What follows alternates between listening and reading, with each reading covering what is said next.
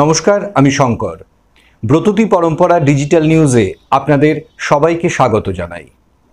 আজকের শিরোনামে রক্তাক্ত ভূস্বর্গ, বাজছে যুদ্ধের দামামা। জয়দেব কেন্দুলির লোক সংস্কৃতির আঙিনায় রাঢ় পরব 2025। মুক্তি পেল হেমলক সোসাইটির সিকুয়েল কিল বিল সোসাইটি।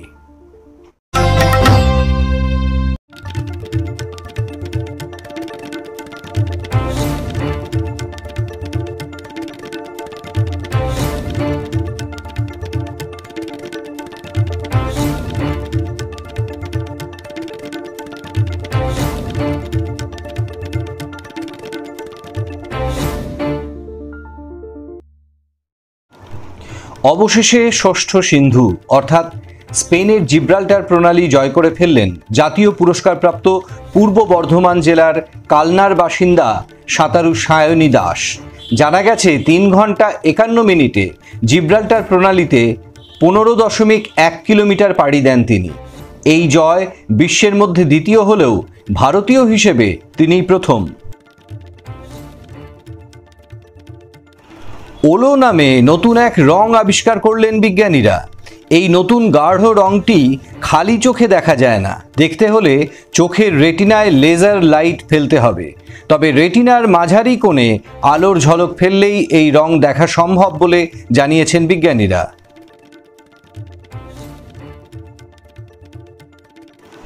গত সোমবার 21শে এপ্রিল স্থানীয় সময় সকাল 7:35 মিনিটে ভ্যাটিকানে নিজের বাসভবন কাজা সান্তা মার্তায় 88 বছর বয়সে মারা গেলেন পোপ ফ্রান্সিস। জানা যায় মৃত্যুর কিছুদিন আগে তিনি শ্বাস প্রশ্বাস সংক্রান্ত জটিলতার কারণে ভেন্টিলেশনে ছিলেন। ধীরে ধীরে স্বাভাবিক হচ্ছিল কাশ্মীর উপত্যকা। সাধারণ কাশ্মীরি মানুষদের পর্যটন নির্ভর জীবন ও জীবিকা ছন্দে ফিরছিল গত কয়েক বছর ধরে। কিন্তু সন্ত্রাস তো শান্তি চায় না, সে চায় রক্ত, সে চায় অস্থিরতা। তাই সুপরিকল্পিত জঙ্গি হামলায় গত 22শে এপ্রিল দুপুরে আবারও রক্তাক্ত হলো কাশ্মীর। এবার চলে গেল 26 জন অসহায় মানুষের প্রাণ। 25 জন পর্যটক যাদের হিন্দু পরিচয় ডেকে আনল মৃত্যু। একজন কাশ্মীরি মুসলমান টাট্টুওয়ালা যিনি সামান্য হলেও বাধা দিতে চেয়েছিলেন এই হত্যালীলার। এবার উঠছে প্রতিশোধের দাবি, বাজছে যুদ্ধের দামামা। আমরা এই বিশ্বের বিভিন্ন জনগোষ্ঠী, ভাষাভাষী ও ধর্মবিশ্বাসী মানুষ কি সত্যি আধুনিক হচ্ছি, নাকি উন্নতির চূড়ায় উঠতে গিয়ে বারে বারেই পিছলে পড়ছে সভ্যতার? উত্তর জানা নেই। প্রার্থনা একটাই, শান্তি নেমে আসুক বিশ্বজুড়ে। হ্যাঁ, আর একটুও দেরি না করে। গত 11 এপ্রিল থেকে 13 এপ্রিল বীরভূমে অজয় নদীর পাড়ে জয়দেব কেন্দুলিতে অনুষ্ঠিত হওয়া রাঢ় পরবে বাংলার বিস্তীর্ণ রাঢ় লোক সংস্কৃতির বৈচিত্র্যময় উদযাপন ছিল আকর্ষণীয়। 3 দিনব্যাপী সেমিনার, ওয়ার্কশপ সহ লোকসঙ্গীত ও লোকনৃত্যের সাংস্কৃতিক অনুষ্ঠানে রাঢ় অঞ্চলের জনজীবন, সংস্কৃতির সাথে প্রকৃতির নিবিড় যোগাযোগ অন্যরকম ভালো লাগায় ভরিয়ে দেয়। তারই কিছুটা রেশ রইল আজকের এই প্রতিবেদনে। রাঢ় পরব 2025 এ ছিল এক ঐতিহ্যের মিলন ক্ষেত্র, যে ঐতিহ্যে রাঢ়বঙ্গের মাটি প্রকৃতির সুর মিশেছে, যে ঐতিহ্যে রাঢ়ের মানুষের শিল্পভাবনা মিশে আছে।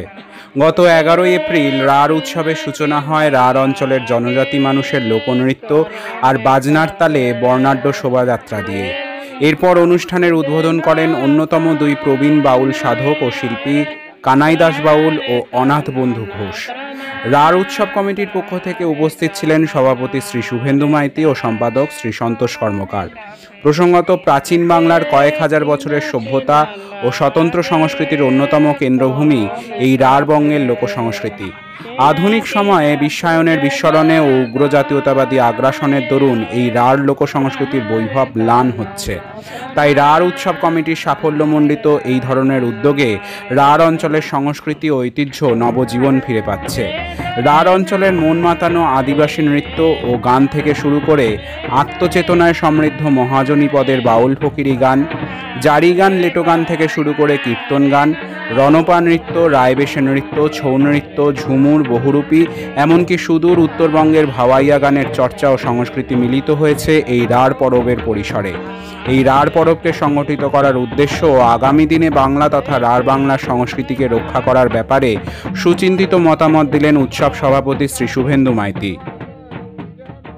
এখনো পর্যন্ত পশ্চিমবাংলার 7.5টি জেলা, যেটা রাঢ় অঞ্চলে পড়ে, পুরুলিয়া, বাঁকুড়া, পশ্চিম মেদিনীপুর, ঝাড়গ্রাম, পূর্ব বর্ধমান, পশ্চিম বর্ধমান, বীরভূম এবং মুর্শিদাবাদ জেলার কান্দি মহকুমা, এইটুকু ছিল রাঢ় অঞ্চল পশ্চিমবাংলার 7.5টা জেলা। এইটাকে নিয়ে আমাদের উৎসবটা 2 বছর ধরে হলো। ভবিষ্যতে আমরা পুরো যে রাঢ় ভূম, পুরনো সাঁওতাল পরগনা, সেই অর্থাৎ এর সঙ্গে যুক্ত হবে উড়িষ্যার ময়ূরভঞ্জ, অধুনা ঝাড়খণ্ডের রাঁচি এবং জামশেদপুর এবং বিহারের ধানবাদ, এই সমস্ত অঞ্চলটাকে যুক্ত করে আমরা রাঢ় উৎসবকে আরও ব্যাপ্তির জায়গায় নিয়ে যাব। এই উৎসবগুলোই হচ্ছে তার সেতু, এবং এই উৎসবগুলির ভেতর দিয়েই লোকজীবনের সাথে নগর জীবনের একটা সেতু বন্ধন হয়। সেই বন্ধনের কাজটা আমরা আরও বেশি বেশি করে করতে চাই। মানে সেতু বন্ধনটি করতে না পারলে লোকসংস্কৃতি কিন্তু বিপন্ন হবে। আর একটা জাতির সংস্কৃতি হলো তার একটা বট গাছের মতো, তার একটা দৃশ্যমান অংশ থাকে, তার কাণ্ড, তার ডালপালা, তার সবুজ ফুল ফল, এটা হলো তার নাগরিক সংস্কৃতি। আর একটি অংশ থাকে মাটির নিচে, যেটা চোখে দেখা যায় না, সেটা হলো তার শিকড়। ওইটা লোকসংস্কৃতি হলো তার সেই শিকড়টা। ওটা যদি ক্ষতিগ্রস্ত হয় তাহলে কিন্তু এই যে দৃশ্যমান সংস্কৃতি, নগর সংস্কৃতি, তাও একদিন বিনষ্ট হবে। কাজেই সামগ্রিকভাবে একটা জাতির সংস্কৃতির কল্যাণে, তার আত্মপরিচয় রক্ষার জন্য লোকসংস্কৃতিকে, আমাদের শুদ্ধ সংস্কৃতি, শুদ্ধ রূপ, সেই রূপকে আমাদের কিন্তু রক্ষা করতে হবে। উৎসব হচ্ছে তার একটা প্রধান মাধ্যম। ব্রততী পরম্পরা ও কাব্যায়নের বিভিন্ন শাখায় অফলাইন ও অনলাইন আবৃত্তি প্রশিক্ষণের জন্য ভর্তি চলছে। কবির রোড, সল্টলেক, বারাকপুর, সোনারপুর, চুঁচুড়া, বেহালা, শ্রীরামপুর, শ্যামবাজার ও শান্তিনিকেতন শাখায় ভর্তির জন্য যোগাযোগ করুন এই নাম্বারগুলিতে।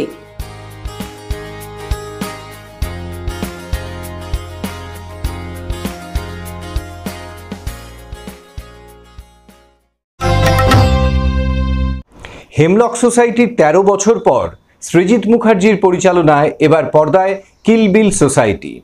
হেমলকের আনন্দকর নাকি কিলবিলের মৃত্যুঞ্জয় জীবন মৃত্যুর টানাপোড়েনের দ্বন্দ্বের মাঝে জীবনের উত্তরণের পাঠে এগিয়ে থাকল কে? বিস্তারিত আলোচনা আজকের মুভি রিভিউ পর্বে।